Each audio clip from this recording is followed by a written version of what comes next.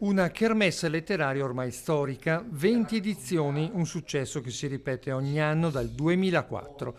A Susegana, Libri in cantina, la mostra nazionale della piccola e media editoria, chiude con i numeri in positivo, 29 presentazioni, 4 mostre, altrettanti concerti, 18 eventi collaterali, 10.000 visitatori nei 2 giorni di apertura.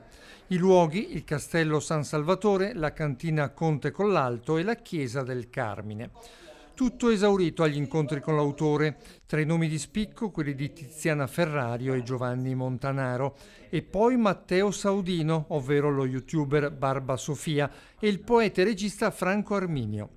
La manifestazione, organizzata dal comune di Susegana, ha visto la partecipazione di una cinquantina di editori, in grande maggioranza dal Veneto, ma presenze anche dalle regioni vicine, dalla Toscana e da Roma. Tra libri, laboratori e momenti musicali, il piccolo centro trevigiano ha così confermato la sua vocazione, luogo di incontro, di riflessione e di bellezza.